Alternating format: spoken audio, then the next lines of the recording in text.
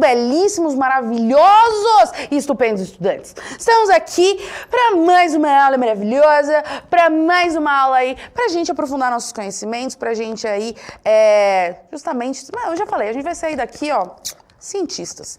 Então, hoje a gente vai continuar aí as nossas discussões, principalmente voltando ali à temática da manipulação e da pós-verdade, tá? E para isso, pra gente começar efetivamente, vai aparecer aí na tela para vocês, o nosso aprofundamento é quem divide e multiplica, a nossa unidade curricular é a de olho na informação e o nosso componente é o conhecimento humano e a sua aplicabilidade. Essa é uma aula da atividade 4 e o nome dela é Conhecimento Científico e Fake News, né? Por que conhecimento científico e fake news?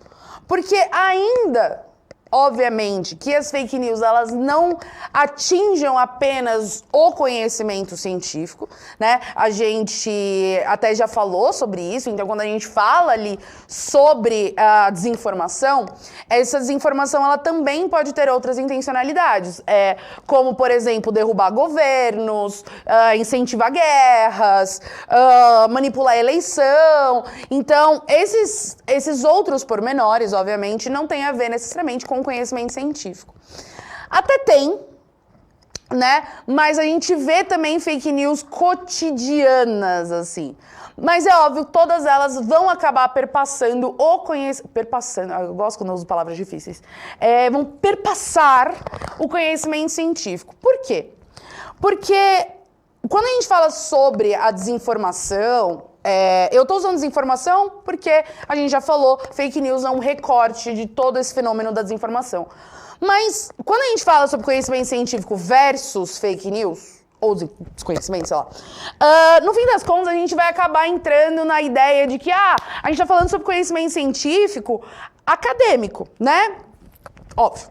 Mas a gente vai estar falando sobre vacina, aquecimento global, sobre teorias científicas. Só que o ponto é que, mesmo quando a gente fala sobre fake news que falam de política, que derrubam governos, que fazem incentivo a certos conflitos armados e blá blá blá, a gente também está falando sobre a ausência de conhecimento científico. Porque, por exemplo, vira e mexe eu vejo uns papos de porque tal cultura come crianças, porque tal cultura mata animais de graça.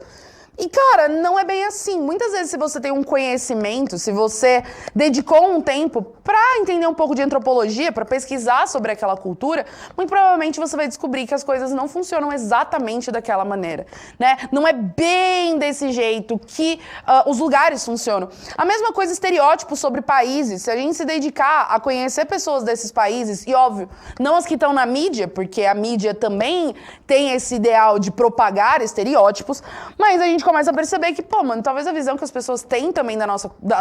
a gente tem da cultura do outro, mas que ele tem da nossa, também não são visões tão reais assim, porque eu acho que não é todo o Brasil que é carnaval, futebol e samba. Então, já começa por aí. Quando a gente fala também sobre outros aspectos da fake news, sobre dia a dia, sobre políticos, também pode ser atribuído a essa desinformação ou desinteresse pelo conhecimento científico.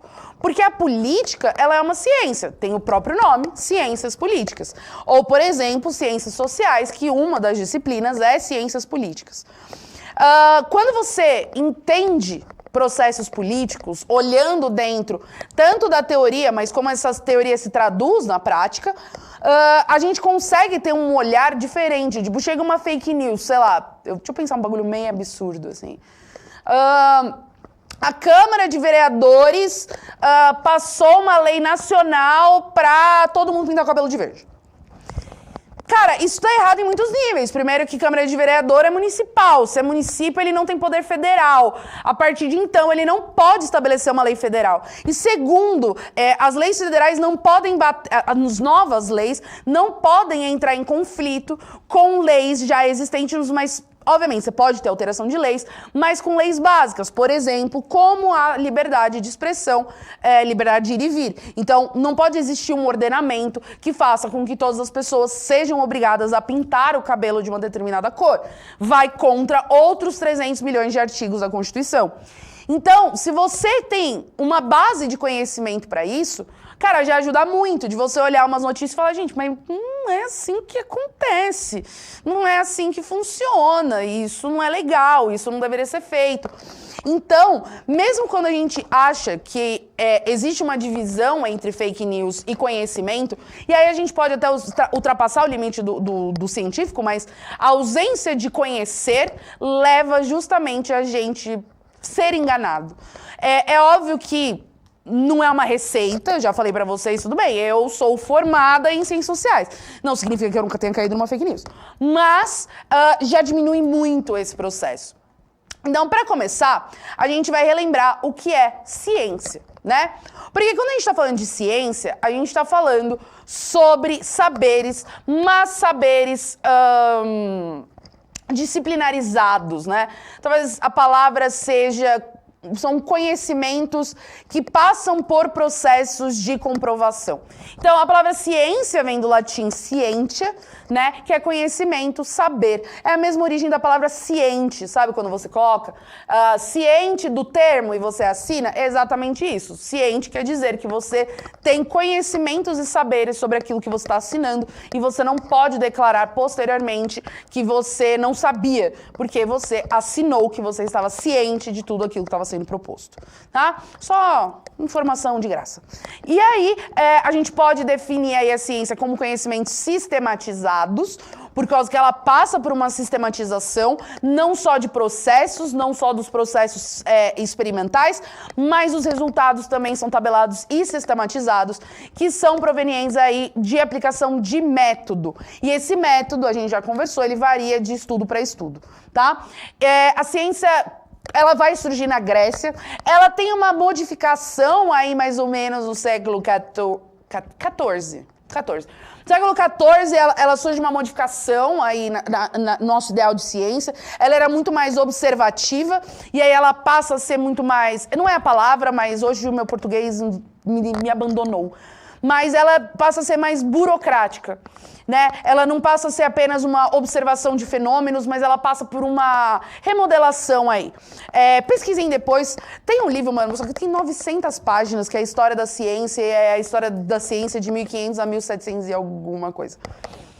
Mas assim, 990 páginas falando sobre essas diferenças. Mas tem livros menores. O Anderson tem Ciência para quem tem pressa. Um livro desse tamanho também ajuda, tá? Os gregos foram os primeiros ali a utilizar o método, tá? Então, eles já começam na aplicação de métodos experimentais. Tem aí já, por exemplo, aquela do Eureka, né? Que precisava saber o volume de uma coroa. Ele colocou numa banheira e falou, Eureka! Experimento, tá? Mas todo conhecimento anterior a esse não significa que ele deve ser descartado, porque na época ele não foi testado, mas sim revisto e analisado por uma ótica historiográfica. Mas não é só ótica historiográfica, por exemplo. Quando Galileu falou que, mano, tamo no centro, e aí não tamo no centro não, tá? Nós que tá girando, não é a galera que tá girando atrás de nós. Naquela época, existia, obviamente, já um processo científico, mas não existiam, por exemplo, recursos tecnológicos como a gente tem hoje para observação espacial.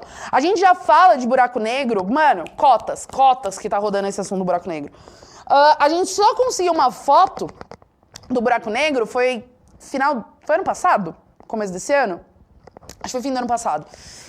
Porque a gente não tinha recursos. A teoria de Hawking sobre radiação sendo emitida de buracos negros demorou muitos anos para ser comprovada na prática, entre aspas, porque a gente não tinha tecnologia para conseguir chegar perto de um buraco negro o suficiente para conseguir sentir as ondas de radiação, né? Captar essas ondas e falar, mano, o cálculo dele estava certo. Então, existe também o processo de que várias descobertas científicas, elas dependem também de certos recursos que nem sempre estão disponíveis naquela época, naquele momento. Existem muitas coisas que hoje nós já sabemos, entre aspas, e que muito provavelmente só vão ser colocadas em prática ou realmente testadas quando a gente tiver tecnologia o suficiente para isso. Como o bóson de Higgs, que, cara, anos e anos para que a gente pudesse ter o Hadron Hydro Colliders lá. Esqueci o nome dele, HCl? HTL, que seja. É o colisor de partículas e demorou muitos anos pra gente ter o colisor de partículas, mas a gente já tinha a teoria do bóson de Higgs. Então, também, não só olhar para o que aquela época tinha de recurso, porque tipo, nossa, como ele era burro. Não, ele não era burro, é o que tinha pra hoje, né? Não tem como você também fazer descobertas muito grandes sem o equipamento necessário. Mas também entender que esses experimentos, eles não devem ser descartados. Primeiro que eles são parte da história da ciência, e eles mostram pra gente a nossa evolução de linha de pensamento, de vários outros processos, mas eles também são experimentos que muitas vezes valem a pena ser revisitados hoje que a gente tem a possibilidade de fazer esses experimentos com um grau de precisão maior, né? Então, o ponto principal da ciência é a sistematização de dados, que são, obviamente, trazidos aí pelo uso de métodos. E o que é esse método, né? O método, ele pode ser definido aí como um procedimento, uma técnica, um meio de fazer alguma coisa. Existem aí diversos métodos científicos. A gente conhece o tradicional, eu vou passar por ele só pra gente dar uma relembrada, mas cada área da ciência, e mesmo dentro das áreas, os métodos, eles são variáveis justamente porque você não tem como aplicar o mesmo método pra tudo nessa vida, né? E ele é um processo organizado, não existe caos. Eu vou trazer um exemplo meio ruim, mas sou eu, né? Os nazistas. Nas experiências nazistas. Quando você vai pesquisar sobre experiências nazistas, a gente falou disso em bioética. Volta lá que tem na orientação dos alunos, tem uma matéria sobre isso. A ciência nazista, como é chamada, né? Então, nos campos de concentração, os experimentos científicos que eram feitos, em prol da humanidade, muitos deles, eu não vou dizer todos, porque eu posso estar sendo... vamos dizer, errando pra cima, mas vamos dizer assim, a maioria deles são experimentos que são descartados em certo nível, por causa que, ainda que tenham sido feitos os experimentos, eles não foram organizados, mano, a galera fazia de qualquer jeito, entendeu? Eles estavam mais preocupados em resolver o que eles precisavam resolver, e principalmente sem apego pelas pessoas que estavam ali, que vários desses dados, várias dessas anotações, estão feitas de qualquer jeito, não tem grupo de controle, não tem dados de controle, é tudo meio feito de qualquer jeito, né? Então, mesmo que o experimento tenha sido feito da pior maneira possível e imaginária, voltem na aula de bioética, mas o fato é que, além de tudo isso, mesmo que você tenha um experimento super de sucesso, não adianta se você não tem dados organizados, lógicos e sistematizados, né? Trazendo aí da parte tanto da pesquisa quanto da investigação. Então, não é só você ir lá e escrever qualquer coisa. Então, quando principalmente a gente fala sobre falácias científicas, aquela história, mas tem um artigo publicado na revista, não sei das quantas, então é ciência? Não necessariamente. Obviamente, existem canais que você, para publicar um artigo, uma pesquisa, qualquer coisa que seja, você passa por uma curadoria gigantesca para ter certeza que o que eles estão publicando não é viagem na maionese, mas existem também revistas e outros portais que publicam sem a verificação dessas pesquisas. E aí, são pesquisas que não foram organizadas, elas não têm um processo lógico, elas não têm sistematização, ele só junta várias informações de um jeito bonito que parece que faz sentido. E se você não para prestar atenção no processo, você compra a ideia. Então, essa é uma questão da ciência. A ciência não é só escrita, porque escrever eu consigo te convencer de muita coisa só te escrevendo, né? Eu vou fazer um paralelo com uma aula de outro aprofundamento. Tem um cara que chama Wells, George Wells. Na verdade, o nome é G.W. Wells, que a galera normalmente usa. G.H. Wells. Ele escreveu Invasão, Marte Ataca. Na época era rádio. É vintage o negócio, era rádio. E aí eles fizeram a telenovela, teledramatização, radiodramatização, desse conto que os alienígenas estavam invadindo a Terra. Eles fizeram num formato de telejornal. Mano, caos. As pessoas começaram a sair de casa, ligar pra família. Meu Deus, os alienígenas estão invadindo o planeta. E, mano, deu muito errado. E a galera nem sabia, porque eles estavam presos não, né? Estavam lá no estúdio gravando e tal, não era telefone, celular e tal. Enfim.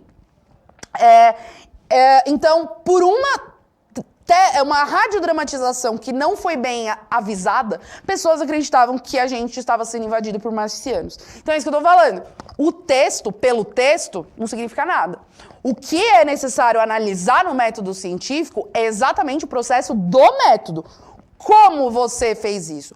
Como você chegou a essa conclusão? Da onde você tirou esses dados? Porque dado também é um negócio que as pessoas distribuem, parece bala. Né? Porque o 20% da população brasileira, blá, blá, blá. E você tirou esse dado da onde? Não, é um dado. Mas da onde? Da onde saiu esse dado? Quem pesquisou? Qual era o ponto? Né? E aí é que muitas vezes a gente cai nas fake news. Só pra gente relembrar, tá? Pra gente fechar essa parte de relembrar o que é conhecimento científico, eu trouxe o método básico, tá? E por quê? Básico. Por causa que esse é o método utilizado majoritariamente pelas ciências da natureza. A gente já falou, as ciências humanas têm os seus próprios métodos, você não pode pegar pessoas, colocar num tubo de ensaio.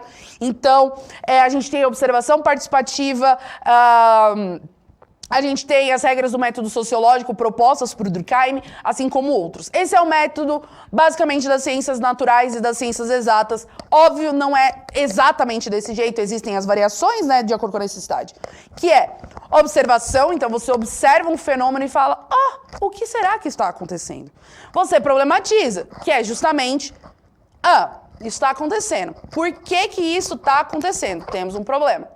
A gente vai formular uma hipótese. Mano, eu acho que isso está acontecendo por causa disso. Será que é verdade? E aí começa o processo de experimentação. Só que, detalhe importante, processo de experimentação em ciência não é para te provar certo. É o exato oposto. No método científico, você não faz experimento para provar que você está certo. Os experimentos têm como função provar que você está errado. Você tenta fazer o experimento justamente para você testar se aquilo funciona em todos os cenários. Porque se ele não funcionar, está errado. Quer dizer, não exatamente. Tudo variável, porque tudo depende do que você está estudando, tudo depende do tipo de pesquisa. Mas vamos fazer uma coisa meio generalizada, tá? Experimenta, vamos testar, vamos ver se estamos certo, tentando provar que estamos errados. A gente analisa esses resultados, bom, funcionou sempre do mesmo jeito, em todas as condições. Sendo assim, eu tenho uma conclusão. Ou, mano, deu errado, eu achava que era um negócio, é outro, e eu não cheguei a conclusão nenhuma. O que a gente faz? A gente volta para o começo. A gente repete o mesmo processo. Então, eu observei que no meu relatório, aqui funcionou, aqui não funcionou, aqui funcionou. Então, eu vou observar isso, problematizar por que em uma parte funcionou e em outra não, fazer uma hipótese, experimentar de novo, e assim vai até eu conseguir uma resposta, né? Não necessariamente uma resposta absoluta, mas pelo menos uma construção de resposta, tá? E em oposição a isso, que não é oposição, mas teoricamente não, no senso comum é uma oposição, é o senso comum em oposição à ciência. Por quê? Porque o senso comum, ele não tem rigor científico. O senso comum, ele é parte da nossa cultura e do nosso cotidiano. Porque ele é aqueles processos do sempre foi assim, eu ouvi a vida inteira desse jeito. Então, o senso comum, ele é um conhecimento que é passado de geração em geração, então provavelmente quem te ensinou sobre essas coisas foram seus pais, seus avós, primos, parente, vizinho, amigo, que é o que a gente sempre ouve falar. Só que acontece, esses conhecimentos não têm base científica, então eles podem ser até de coloca um barbante vermelho na testa da criança para evitar mal olhado, como pode ser também, deixa eu ver um senso comum bem zoado. Mulher não sabe dirigir. É um outro senso comum. Porque, por mais que a gente fale aqui, tipo, nem levantando bandeira, toda vez, eu, por exemplo, ouço que eu não sei dirigir. Esses dias eu estava com causos da minha vida. Explicando pra vocês, senso comum. Esses dias, fui na farmácia. A louca da farmácia. E aí eu estava na farmácia, com a minha carteira na mão, com a minha receita e com a chave do carro. Estava com a chave do carro na mão. Meu namorado estava comigo. Entrou. E aí o moço falou, não tem seu medicamento, vou ver em outra farmácia. Procurou o endereço. Eu estava com a chave do carro na mão. Eu estava sendo atendida. Meu namorado chegou perto, falei, não tem remédio. Ao invés dele olhar pra mim, ainda que, se você me olhasse, era muito óbvio que quem estava dirigindo era eu, ele olhou pro meu namorado e falou, deixa eu te explicar o caminho para vocês chegarem lá. E ele estava explicando pra ele. E eu fiquei lá olhando pra cara do moço. Sendo que meu namorado mal sabe chegar na nossa casa, porque ele não lembra endereços. E por que eu tô contando essa história? Você vai falar assim, você só está compartilhando momentos da sua vida? Não, porque esse é o ponto do senso comum. O senso comum é, a gente ouviu a vida inteira que mulher não sabe dirigir. E todo mundo falou isso em algum momento, na vida. Eu já falei isso, né? E aí o que acontece? Ainda que tudo no ambiente se mostre contrário a esse senso comum, que é o fato de que a mulher estava com a chave do carro, ela estava com as coisas para entrar no carro, sendo assim, quem estava dirigindo era eu, né? Eu pedi o endereço, eu pedi a explicação, mas ainda assim, com todos os sinais de quem dirigia e quem estava resolvendo a situação era eu, ele se direcionou a um homem. Por quê? Porque, bom, ele é homem, é ele que dirige, ele sabe o caminho, porque ela vai se perder. Então, ainda que tudo se mostrasse naquele momento de que não era uma verdade, o senso comum prevalece. Por causa que o senso comum, ele não passa por essa curadoria, ele não passa por essa sistematização. Você ouve e reproduz, ouve e reproduz, ouve e reproduz. Mas qual é a questão? Isso é ruim? Cara, depende. Não significa que por eu... e aí eu vou me colocar nesse papel mesmo, tipo, por eu gostar e levar muito a sério a ciência, que não signifique que eu não pratique rituais que são da minha cultura, tá? Não quer dizer que eu nunca vou botar uma fitinha aqui, que quando eu tô com terçol, minha tia não vem com aliança benzida e passa no meu olho, mas ela arranca o do terçol na força. Então, assim, que quando eu tô meio doente, meio zoada, minha mãe não fala assim, vamos benzer, eu falo, vamos benzer. Tô tomando um remedinho do lado? Tô tomando todos os remédios. Mas ela me benzeu. O senso comum, ele não é um inimigo da ciência. Ele é o ponto de partida da ciência. Por causa que a nossa observação diária é cotidiana, é senso comum. O problema do cotidiano... cotidiano não. O cotidiano tem vários problemas. Mas assim, o problema do senso comum é que como ele não é verificado, se a gente não toma cuidado, a gente internaliza discursos que são problemáticos. Como discursos machistas, discursos homofóbicos, discursos racistas e discursos anti-ciência. Não é porque você acha importante se benzer, por exemplo. Eu falo de benzer porque pra mim é uma imagem de muito carinho. Por isso que eu faço sempre essa referência. Pode ser que você tenha outras práticas. Eu tô usando a minha vivência como exemplo. Pode ser que você ache importante se benzer, qualquer coisa do tipo. Pra mim é importante. Mas isso não significa que eu não possa olhar e falar, cara, eu tô doente, eu tô com gripe, eu preciso tomar remédio. Eu posso aliar os dois. Eu posso aliar o senso comum, as práticas culturais, as crenças, as tradições com a ciência. Mas eu não posso olhar para elas, inclusive para a própria ciência, sem senso crítico. Eu não posso olhar e falar, foi publicado e é uma verdade. Da mesma maneira que eu não posso assumir, eu ouvi e é verdade também. Porque isso é o que vai começar a gerar os processos de desinformação. Então vai aparecer aí na tela. Porque a desinformação, ou quando a gente fala de fake news, que são notícias falsas, ela nada mais é do que enganação, boatos, distorções, truques, rumores, falsificação. Só que quando a gente não entende esses processos, como eu falei pra vocês, você e eu não temos o conhecimento sobre o assunto. A gente não tem conhecimento sobre os processos do assunto. E mais do que isso, a gente não tem conhecimento suficiente para saber o como e o que procurar. A gente fica cada vez mais suscetível a isso. Porque o ponto é, pessoas estão espalhando desinformação. As intenções são as mais variadas. Então, é muito mais fácil a gente entrar numa lógica de combate a isso do que a gente achar que é apenas um processo de resolver com quem está espalhando. Principalmente porque é muito difícil chegar a isso, né? Mas o que nós podemos fazer para que nós não sejamos enganados, né? E Por exemplo, o termo fake news, quando a gente olha para eleições, eu usei o Trump aqui por motivos óbvios. Quando a gente fala do Trump e da Hillary Clinton na própria eleição, você vê que ele usou a ideia de que a mídia tradicional era a que mais espalhava fake news, porque obviamente a mídia tradicional tava meio que... tava falando mal de várias coisas do plano de governo dele e era contra várias ideias que o Trump tinha. Por exemplo, ele queria construir um muro lá pra separar o México dos Estados Unidos e tal, pra evitar migração, bibibi. E a galera falava, direitos humanos, tal, esse negócio aí, sei lá, direitos humanos, pra variar. Então, existia muito esse conflito de ideias. E aí o que acontece? Ele vai lá e fala, é tudo mentira, tudo fake news. Só que, ao invés das pessoas olharem e falarem assim, poxa, mas esse jornal tá publicando dados oficiais, de agências oficiais. Esse site tá publicando livros e textos que são verificados. Não, a gente passa a olhar para uma pessoa como referência. Então, se o Donald Trump falou que é mentira, então é mentira. Porque esse processo da desinformação, ele passa muito pelo processo de descrença em meios tradicionais. Por quê? Por causa que, se eu desacredito da onde vem a informação correta, então, por exemplo, aqui no Brasil, a maior parte dos dados que a gente tem nacionais são do IBGE, tá? Tem outras agências, tem o INPEA, tem o Datafolha, que mudou de nome. Não sei qual é o nome novo do Datafolha, esqueci. Então, você tem o INPEA, tem o Datafolha. O Datafolha nem tanto, porque é meio particular, mas vamos dizer, o IBGE.